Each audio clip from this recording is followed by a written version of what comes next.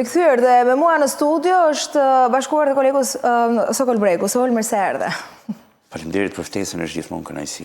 Faleminderit ty edhe pse po bënim një përmbledhje të ngjarjeve, megjithatë mua më bie në sy ajo që e kemi diskutuar më herët, ekstradimi i trurit financiar të grupit Çela. Këtu ka një ndryshim. Nuk është kështu, sepse nuk është truri financiar. Ky është individum vetë, nuk ka lidhje fare. Dhe po ta shohësh në dosje, kur porositet 1 ton drogë nga Ekuadori për në Bashkimin Evropian, ky zotëria porosit 900 kile, edhe Suel Çela porosit vetëm 50 kg.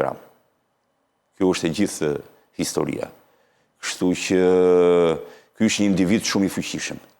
Ka shumë para dhe është në tregun e drogës si një financues i të gjithë sasisë madhe. Pra ky nuk lëviz nga Shqipëria. Dhe sot ka një pjesë të madhe të biznesmenve që bëjnë po të njëjtin rol si personin në fjalë, të cilët janë investitor tipikisht, do më thënë, do të sikur t'jesh në bursë. Pra, ti po flet për Bujar Shegën ose Marcel Shegën, se ky kishte dy emra. Njësoj është. Po, a u kap në Milano? Po. Që ne kemi... Po, në Milano, në kuadër të... Gjare nëntorit, në mos gaboj, po, gjithsesi. Ky u kap në kuadër të hetimeve ndaj bandës së Suel Çelës. Aty dolën dhe persona tjerë. Dhe në rastin konkret, e kam parë në dosje që ka një gjë interesante që Suel Çela në një moment i ka marrë para borç. Personit në fjalë, po. Dhe bën çmos që t'ia kthej sepse i duan. Pra ky nuk është truri që pastron lekët e Suel Çelës. Ky është, si them unë, ky është koka e madhe e financimit të shumë grupeve, dhe mbas edhe të grupeve tjera kriminale. Këtu doli ke Sueli, shi tjetër gjë. Mirë po media nuk e di pse e ngatron thot pastron të para. Ja, ashtu e bëm dhe neve. Truri, e hoqëm truri. Nuk ka problem. Ky ishte investitori kryesor. Pra, shiko, duhet kuptojmë që si funksionon blerja një sasie të madhe droge në Ekuador. Dikush duhet të paguaj për gjithë sasinë. Ky ishte njeriu që paguan dhe për gjithë sasinë. Po, dhe çfarë e lidh tani me Çelën? Asgjë. Thjesht ishin në të njëjtën dërgesë, ishin bashkë. 950 kg ishin të këtit, 50 kg ishin të Suelit. Po, diferencë madhe kështu. Po, tani si bie ky truri financiar i Suelit, ky porosit 950 që janë të këtit, dhe Sueli porosit 50. Po mos është formule për të mbuluar në Jo, nuk është formulë, kjo është mënyra. Pastaj duhet kuptojmë që ti nuk lëviz, shiko, ti vetëm e paguan drogën. Ti nuk lëviz. Pra ti merr përsipër që nëse do të kapet droga, ty t'iken lekët. Po t'iken, janë lekët e tua. Atëre, 20% i merr direkt ai që e pret drogën në port. Ai që e nxjerr nga anija. Vjen ajo me anija, dikush duhet futet ta nxjerrë drogën nga porti. Ai merr 20%, vetëm me këtë punë merret. Se si i ka lidhjet ai janë historitë e tij. Se si i ka lidhje me doganierët, me punojësit e portit në Anvers ose në Hollandë ose dikun tjetër, është një tjetër histori. Është çështja e tij e gjitha. Kjo është logjika. Ky ishte një person i cili trafikonte sasi të konsiderueshme. Nuk lëviz nga Shqipëria, dikush tjetër e pret drogën atje, dikush tjetër e merr për ta shitur, e tjera me radhë. Kjo është situata.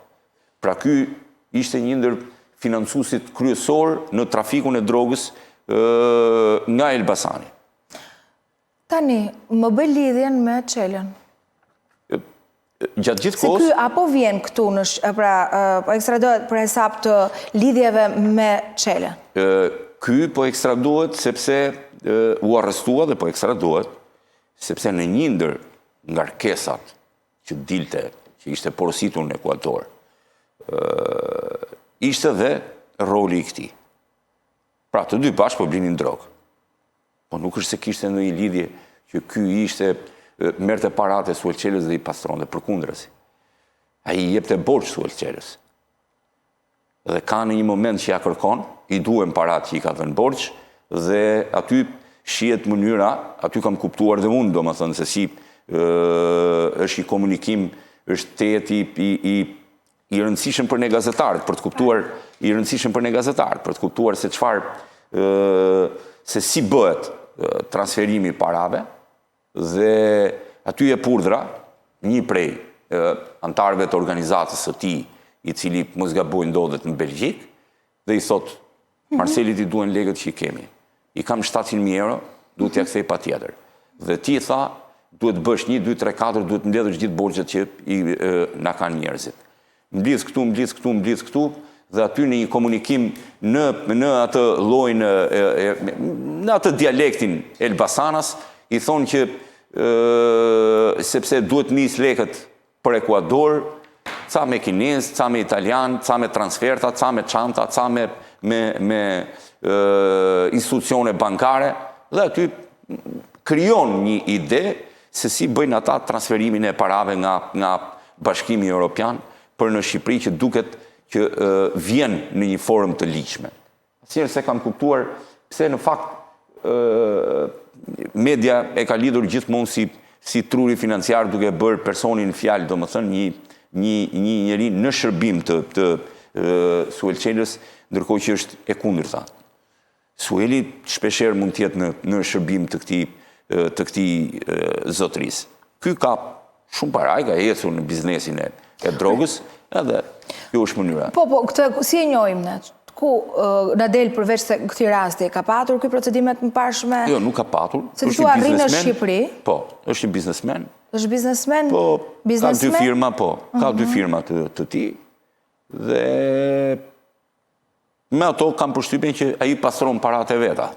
Pra fiton para në trafikun e drogës, ose të paktën dyshohet që mos e bëjmë fajtor direkt, të mos jemi ne personat të cilët flasin para drejtësisë. Jo, të mos jemi ne personat që japim një vendim të parakoshëm, se do jetë, por provat janë aty dhe dyshimet janë shumë të forta, janë dyshime të bazuara në prova konkrete, kështu që mendoj që do të ketë një gjykim të shpejt të ndryshe nga Suel Çela, i cili ka gjasat që të mos gjykohet për shumë vite me radhë, sepse ligji shqiptar nuk e lejon në mungesë.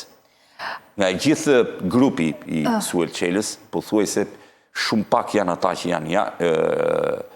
nuk janë arrestuar, dhe mirë po, është Suel Çela, i cili me sa duket nuk arrestohet, se i duhet ca kohë kësaj qeverie për zgjedhjet, me fitu ca vota, se a duhet ta nxjerrim Elbasanin 1995, çfarë bëjmë? Shu e nxjerrim. Po pse nuk arrestoi qeveria e more? Arrestoi tjetër kush? Po, policia e kujt është? E qeverisë është. Spaku? Ku? Po, ku Spaku e ka nxjerrë urdhën, e ka bërë punën e vet. Spaku dhe GKK-ja. GKK-ja, prokurorët, Spaku ka një mori dopsish në punën e saj, mënyrën e tjera, por te kjo s'ka çfarë bën, e ka nxjerrë në kërkim. Duhet jetë policia jo që e arreston. Po ku të arrestoj? Duhet, mas zgjedhjeve mund të arrestojnë, po. Deri për zgjedhje nuk e arrestojnë. Tashu i kanë hallet. Që di bëjmë? Dakor. Kështu që nga gjithë grupi pothuajse po bie një nga një, po ka edhe një mënyrë, domethënë tek lodhja e saj për të përfituar nga sistemi. Përpara 2 ditësh mos gaboj, ishte pajtime fetau ajo që kërkoi një mas sigurie më të lehtë, normale që gjykata nuk mund t'ja lejonte. Po t'ishte për arsye shëndetësore, po t'ishte në një gjendje të rënduar, normale që do dilte nga burgu, sepse nuk mund të mbajnë në burg. Po ti mendon që kanë bërë procedurë? Jo, ka patur një smundje shumë të lehtë, e cila nuk rrezikon jetën e saj. Sepse asnjë prokuror dhe asnjë gjykatës, kur sheh që një i paraburgosur ose i burgosur është në një gjendje të rënduar shëndetësore, nuk është se do ta mbajnë burg, sepse ka frikë mban përgjegjësinë e tij, qoftë morale, qoftë ligjore, që nuk e ka lëshuar në rastin konkret. Por duket që ka një smundje, nëse ka një smundje cila nuk rrezikon jetën e saj. Unë jam kundra, zakonisht jam kundra dënimit të grave, ose kundra masave ekstreme, për çfarë do lloj arsye, por në rastin konkret e gjykojmë jo si pajtime, jo si një grua, por e gjykojmë si një gjykatëse, që shoqëria dhe shteti i ka dhënë detyrën për të goditur dhe për të vënë drejtësi, dhe ajo flirton në mënyrë të hapur me grupet kriminale. Flirton si për para, apo flirton se kështë dhe ca fjalë kështu? Në të gjitha llojet e formave që përmban fjala flirt, e ke në dosjen në komunikim. Ylli Sabaut, kaq maron. Më thënë, Ylli Sabaut nuk e di. Ne nuk komunikojmë dot edhe metafërmit tanë shumë më të ngushtë në harrojmë të themi Ylli Sabaut, ose Ylli i diçka, nuk i përdorim fare, do më thënë sepse ne si shoqëri jemi e vrazhd. Harrojmë të themi fjalë tëmbla në jetën tonë të përditshme. Nuk jemi shoqëri e vrazhd, nuk tani unë po them për përgjithësinë, se kështu mund të ketë dikush që e ka fjalorin me fjalë tëmbla, do më thënë, dhe i përdor. Po si përgjithësi shoqëria shqiptare shumë e vrazhd, nuk përdor. Pajtimja e kishte në fjalorin e saj të gjitha fjalët, dhe shpreh një gjithmonë gjatë komunikimit me Sulçelën, shpreh një kënaqësi që flet me të, e përkëdhel gjatë gjithë kohës me fjalë, absolutisht që i përgjigjet dhe për çdo vendim gjyqësor që lidhet me Sulçelën në Elbasan. Aq sa ai me mënyrat e veta pretendojnë që mund ta bëjë dhe gjykatëse, kryetari të gjykatës së Elbasanit, futet dhe ndihmon ose do të korruptoj ose do të blej vota që ajo të zgjidhet, nuk e arrin dot, se si përfundim një vot merr. Se ishte edhe gjykatësia tjetër aty, ajo që këndonte me mafian. Ajo do bëj kryetare e gjykatës edhe merr ca, asaj do t'i japin në një makinë, po nuk del që ajo e ka marrë makinën për t'u tërhequr dhe për të bërë pajtimja kryetare e gjykatës. Në plot kuptimin e fjalës, ajo që sheh në komunikimet e Sulçelës me pajtimen është për të vënë duart në kokë se si mund të arrijë deri në pikat e tilla lidhja midis gjyqësorit dhe krimit. Jo se nuk ndodh në Shqipëri, po lidhja në atë mes është shumë e afërt. Ne kemi dëgjuar që kemi komprometime, tentativë për presion, për kërkesa për takime. Kjo lidhja gjithmonë bëhet nëpërmjet avokatëve. Në pjesën më të madhe të rasteve. Aty pam që më ishte direkte nuk bëj fjalë fare. Edhe mërzitesh kur s'flisni? Shumë. E kishin shumë të nevojshme që të kishin një komunikim me, prandaj them që nuk është i flirt kështu, është një flirt jo shpirtëror, është një flirt interesash, i detyrueshëm dhe Sokol, fakti që ne tashmë do të kemi biznesmenin Bujar Shega, Marcel Shega, pra 52 vjeçari do të vi pikërisht këtu me kërkesë të prokurorisë. A mund të nxjerrë në pa ndoshta atë se çfarë lidh me të shelën, apo kjo është e zauruar? Është ndosje, është e zauruar. Është ndosje. Ka ne. Është ndosje e gjithashtu. Mendoj që është dhe një mënyrë e mirë e biznesmenit për të përfunduar burgun sa më shpejt. Që do thotë? Që do të thotë, ai nuk ka akuzat të vrasjeve. Nuk ka lidhje fare ai me vrasje. Nuk është hiç në këtë pikë. Pra të gjithë të akuzuarit e tjerë në dosjen e Sulçelës janë edhe për tentativë vrasje, për krijim kushtesh për të kryer vrasje të tjera, kanë akuza shumë të rënda. Ky ka vetëm trafik droge, s'ka asgjë tjetër. Trafik droge kuptohet dhe pastrimi i produktit të veprës penale. Mirë po, ai vjen, do gjykohet vetëm, jo me të tjerët, duket sikur kur thua që është brenda, se ky nuk e ka as në kuadër të grupit strukturuar kriminal, trafikun. se nuk vërtetohet aty që ky e ka në grupin e strukturuar kriminal. Vetëm ka paguar parat. Është mënyrë, aty është domethënë është mënyra e re si që kanë shqiptarët që s'ka interes fare se kush e merr nga Ekuadori e çon në Belgjikë e tjera tjera. Ky është investitor kaq. Sigur ke ble, nuk e di, një e mall po themi për mos ta bërë më shumë me shumë ironi, o sikur ke ble shalqin. Do marrësh shalqin nga Ekuadori me i sjell në Belgjik. Këta shalqin qëllun u prishën rrugës, ikën parat. Pra po t'u kap dërgesa. Po mbriti, ti do t'ja hapësh dikujt tashesi, dhe ai do t'japi lekët. Dhe ti s'lëviz nga Shqipëria fare. Në këtë lloj forme ka shumë njerëz të cilët po ndërhyjnë në këtë pikë. Pra ata marrin përsipër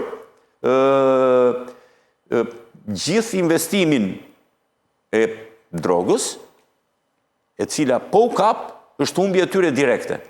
Po është humbje direkte me shifrat mëdha, kuptohet. Një shifër e tillë të çon në minus disa milion euro.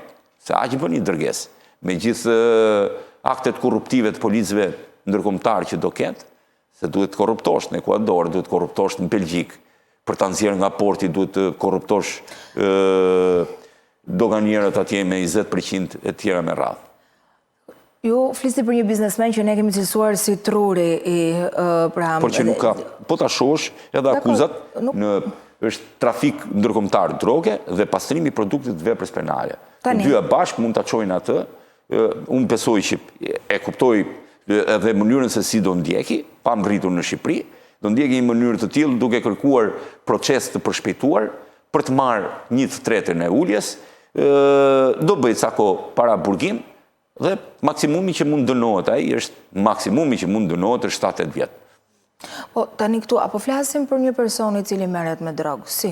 Dhe që ka biznese të fuqishme këtu, ose pak të fuqishme, ose pak të mëdha, po ka para të hedhura në tregun ton këtu.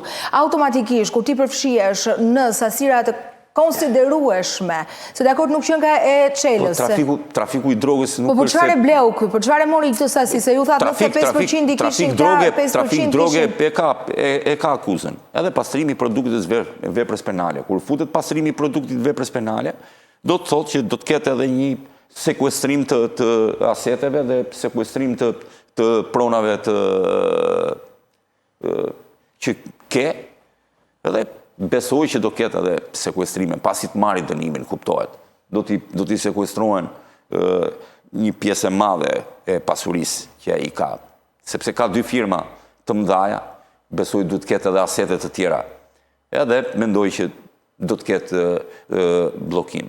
Ky është roli i Shegës në gjithë këtë histori. Qartë, i vëm pikë për të ndalur pak edhe tek arrestimi i shefektivit të Reneas. Bashkëpunëtor me Durin Bamin, i kërkuar nga SPAK, me një ngjarje të Kodrës Dielli 2023 në ata udin mënyra se si u blindua atëherë, sasija e parave që u gjetën në lek, në automjet me dokumentat falsifikuara sot, dhe më bëri përshtypje se kishte qenë pra efektivi forcave në kryes një krimi që ai ka bërë, por ka mbajtur edhe pozicionin e shefit ose detyrën e lartë shefi i repartit të stërvitjes tek Renea. Çfarë ka ndodhur? Është Altin Morina? Historinë në fakt të personit në fjalë asnjëherë nuk kam arritur ta kuptoj. Ka dinamika në përmes vërtetës. Po ka dinamika ndryshme, domethënë në një moment policia dyshoi që personi në fjalë ishte i përfshirë në vrasje me pagesë. U bën kontrole për një pikë të tillë, asnjëherë nuk u ngrit kjo akuzë e vrasjeve me pagesë. Edhe kur u bë ai bllokimi dhe arrestimi, u mendua që ato para që po i jepeshin atë ditë ishin në këmbim të një krimi. Problemi është që nuk doli kurrë. Se vërtetuan dot. Nuk u vërtetua asnjëherë. U bë më pas u deklarua që personi në fjalë i kishte, po i merrte ato borxh. Kështu që nuk del, ajo që është e çuditshme është që edhe në përgjimet që ka dhënë SPAK gjatë gjithë kohës, ose pikërisht e Durim Bami, nuk del roli i personit në fjalë. Aty flitet, Durim Bami flet me disa efektiv policie, të cilët nuk u gjetën asnjëherë dhe nuk u arrestuan, nuk u identifikuan dot kush ishin. Për një arsye, ata nuk kishin kodet të Sky dhe ECC-s. Por ai referoi sidomos një person, i cili i referoi drejtori në rastin konkret, që duke që ishte një funksionar i policisë shtetit, sepse në 2-3 raste është shumë i nxehur me atë që nuk e ka lajmëruar në një moment që do të vinte policia dhe do t'i shkatronte të mbjellat me kanabis sativa. Kështu që Durim Bami kishte një bazë shumë të madhe në policinë e shtetit, si të gjithë të tjerët, të gjithë personat me rrezikshmëri të lartë shoqërore në këtë vend, personat e shpallur në kërkim, kanë patur gjithë miqtë e tyre në polici. Në të kundërt nuk mund të jesh i suksesshëm, se në të kundërt do ishe arrestuar. Pra të gjithë këta janë njerëz me lidhje shumë të forta në policinë e shtetit. Nivelet pastaj, se çfarë niveli mbajnë personat, është një histori që nuk është se bën shumë sens në të gjithë mënyrën se si ata funksionojnë.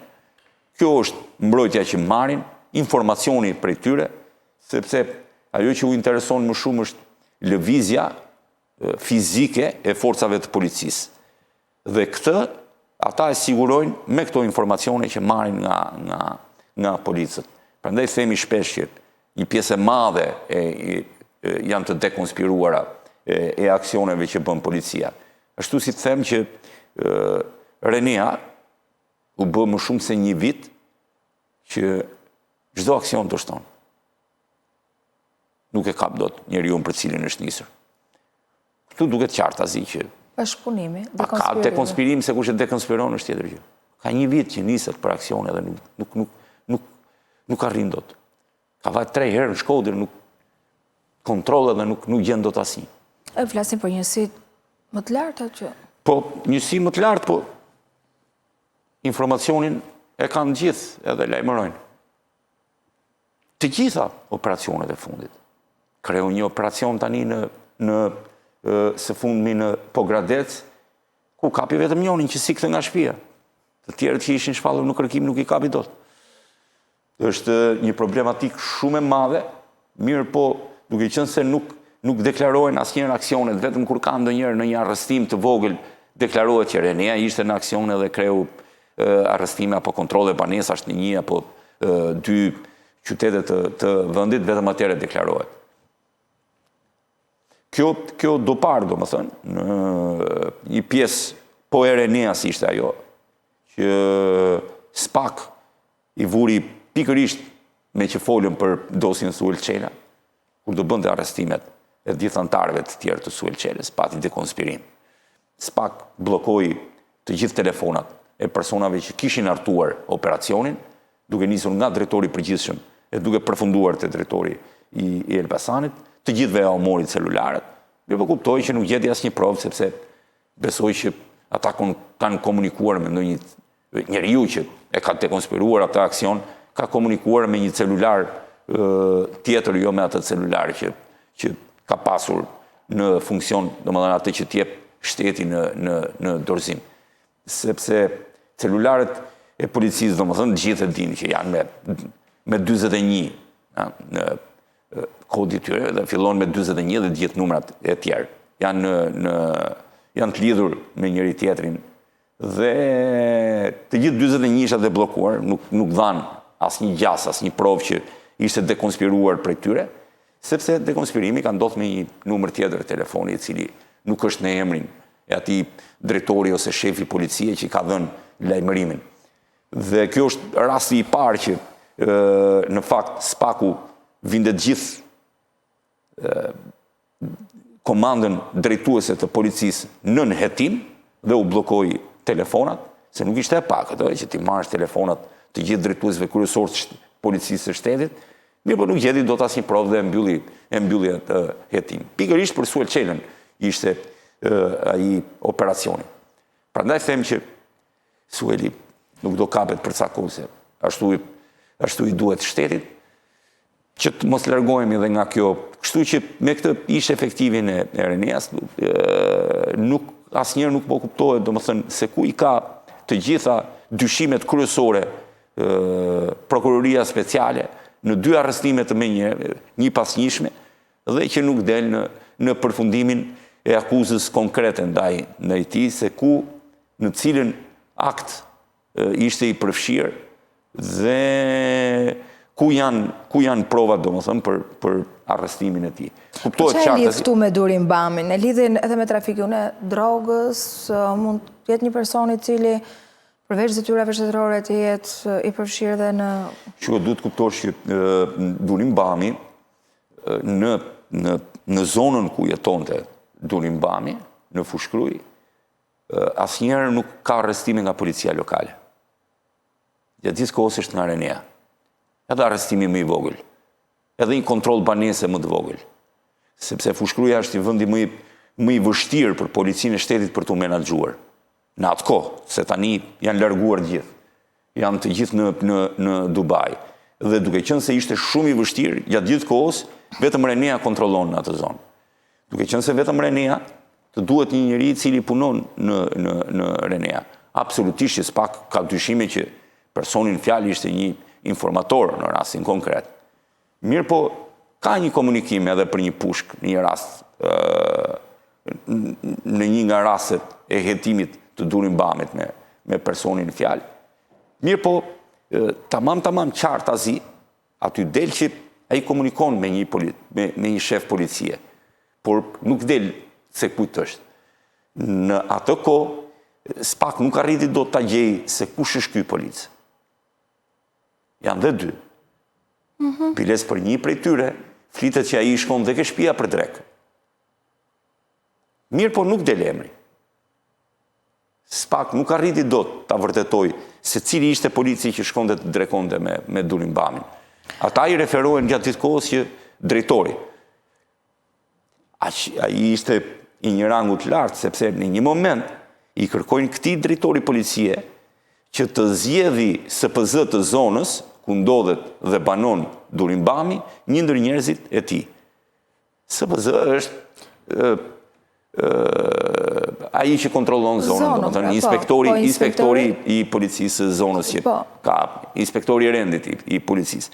Dhe ai kërkon pikërisht një ndër njerëzit e vet. Kjo është... Arrestimi i këtij të fundit, mund zbardh diçka më shumë? Apo... Nuk janë ata që flasin këta. Bëjnë atë burgun e tyre dhe nuk e shoh shumë të vështirë, domethënë, që mund zbardhë diçka. Ai do jetë mohus për gjitha akuzat. Se çfarë ka spak, se si mund ta lidhi kodet e një SKJCC me atë pastaj. Është puna e spak edhe po e ka arritur, e ka zbardhur si çështje mendoj unë. Po e ka zbardhur në këtë pikë. Se është shumë e vështirë. Spak aty ka me qindra dhe me mira komunikime të tjera në SKJCC. Problemi është si ta lidhësh komunikimin me personin në fjalë. Spak mund të ketë dyshime që një nga ato SKJCC mund ta ketë edhe personin në fjalë. Problemi është si e vërteton ti që po ky kod lidhet po direkt me këtë person që është në pikën e trafikut. Të cili i janë gjetur para, ka patur, le të themi, një historik dhe sot ka qenë dyshohet që ka qenë me dokumentet falsifikuara. Kjo është, ajo pastaj këto janë vepra të vogla penale për cilat t'i del. Duket që ai ka qenë gjatë gjithë kohës në përgjim nga SPAK, për shumë arsye, dyshohet që gjatë kohës që ka qenë në detyrë ka dekonspiruar shumë aksione policie. Tani nuk di të them se cilat janë veprimtarit tipike që ka kryer, por i duket qartë në dosje që është bashkëpunues me organizatat kriminale, jo në kohë të humbje dhe vendin e punës. Se do vazhdon dhe gjatë. Një pyetje të fundit, Sokol, e ke menduar se kush mund të ketë qenë interesuar në hakerimin e mundshëm që është bërë SPAK, sepse duket sikur opinioni publik ndahet në 2 momente. Politika thotë që është çështje e cila lidhet me betejat e brendshme, Nuk e di se ku qëndron SPAK në këtë çështje që do ta shpjegoj dhe besoj do të ketë materialet dhe ka vepruar sepse kemi dhe persona të cilët kanë rënë në pranga, apo realisht është bota e krimit ajo që interesohet të paguaj para për të ndërhyrë tek 3 prokurorët që ne dim deri tani se mund të jetë vetëm icebergu, se çka kanë marrë këto si botës krimit nuk mund t'i vëjmë dot faj. Për çfarë do lloj gjëje që bën. Se është botë krimi, me atë do merret. Ai ka ca para, do të blej njerëz, do të blej avokat, do të blej prokuror, do të blej gjykatës, do të hakeroj, në mase do edhe ta shëmbi fare si godin, që të mos ketë. Vetëm botës krimit si vëmë do të faj në pikën, sepse ata me gjithë veprimet e tyre, ata rrezikojnë burgun, edhe kanë marrë përsipër këtë. Vazhdojnë. Po janë në rregull me atë, ata përpiqen. Është si puna e historisë që drejtori i burgut u mërzit se Gaxhai vetëm ikte tentonte të arratisej, nuk u arratizot kur. Ka dhe në një moment u bezdis nga kjo dhe i tha, ç'a bën? I tha, po ti, unë këtë punë kam. Unë do përpiqem të arratisem. Ti je këtu, paguesh që të mëruash mua. Kjo është logjika. Kështu që krimit nuk i vëmë do të faj se si arriti, kë bleu dhe pse e bleu. Faji mbetet institucionit. E kjo është një dëmtim i rëndë. I mbetet SPAK-u thua? Po, absolutisht. Dhe ky është një dëmtim i rëndë. Njerëzit cilët ne i kemi në emblemën e madhe, që janë njerëzit gardianët kryesor të ruajtjes së një sekreti hetimor, janë gardianët kryesor të çështjeve hetimore, që po e marrin për krajën dhe të shoqërisë, mase jo të politikës, po të shoqërisë, dhe unë jam i bindur që po të hymë në një sondazh sot, SPAK po të ishte një organizatë politike do të ishte fituese e zgjedhjeve, me atë mbështetje të madhe që po ka nga shoqëria shqiptare, kjo ishte një situatë shumë e rëndë. Dhe unë mendoj që është një goditje shumë e madhe edhe fakti që e bëri publik që është hakeruar. Duhet ta kishte kaluar në një lloj forme të ndryshme, nuk e di se si, por vetëm kur ta zbulonte se kush dhe pse, duhet ta bënte publik. Ashtu e bëri, pas 3 javësh dolën ato, 3 javë kishte hakeruar, ka arrestoi një edhe. Mendon që ai personi në fjalë Zambaku është personi që shkatroi. Se ti. Do më thënë, edhe në logjik, a mundet thua një njeri me emrin Zambak të jetë hakerusi dhe të jetë haker? Nuk mundet, nuk përkon. Nuk përkon. Dhe jam i bindur që Zambaku rrezik s'di të ndrojë as foto në Facebook-ut vetin. Nuk është Zambaku njeriu që kreu hakerimin. Po, Zambakun e kanë parë aty edhe ai do mbaj përgjegjësinë në fund fare. Këto janë situatat e njohura në Shqipëri. Është aluduar për ish ministra, për politikanë të tjerë, absolutisht që unë e kuptoj që në një mënyrë dikush e ka çuar gishtin drejt ish ministrit të brendshëm. Politika flet për Fatmir Xhafën. Për Fatmir Xhafën nuk është në një... Politika flet, e tha Berisha dy. Po, nuk e di si lidhet Fatmir Xhafa në rastin konkret me çështjen. Nuk mendoj se po do kishte vepruar SPAK. Ti thua u gjet një njeri ose më saktë u gjet një Zambak për të mbuluar gjithë ato? Për të mbuluar? Zambaku siguroj që nuk di edhe kodin edhe Facebookun e vet nuk di ta ndryshoj. Jo tjetë Zambaku hakerusi. Po, mund të ketë vjetur në mënyrë fizike cap, po dhe ato do mungonin. E vetmja gjë që mund të ketë bërë Zambaku, duke qenë se ka qenë edhe brenda sistemit të burgjeve, ka një uri të situatave, mund të ketë fotografuar dosje, po jo t'i vjedhin në mënyrë fizike. Një fotografim mund të ketë bërë, se është shumë e thjeshtë. Një fotografi din t'a bëjnë gjithë. Kuptova. Sepse aparatet celulare e japin këtë mundësi. Edhe me rezolucion të lartë. Të hakeroj, haker në emrin, jo për shkak të emrit, unë them nga mosha. E ke analizuar, besoj nga dje. E analizuar nga mosha e personit në fjalë. Mund tjetë ai haker, nuk është përdorus, as nuk ka bërë shkollë për atë punë. Qartë. Hakerat janë diku tjetër, është një mënyrë më ndryshe, Zambaku është vetëm njeriu përcjellës për ta ruajtur hakerin, po absolutisht mund të ketë ndihmuar sipas akuzës së SPAK, po edhe i kanë thënë humbi punën tani Zambaku dhe do bëj ca muaj burg. Për këtë arsye, po pak muaj burg. Kështu që s'ka për ta treguar kurrë se kush e vuli çipin në fund. Faleminderit. Se qipi është i rëndësishmi. Ju falenderoj edhe unë. Faleminderit Sokol.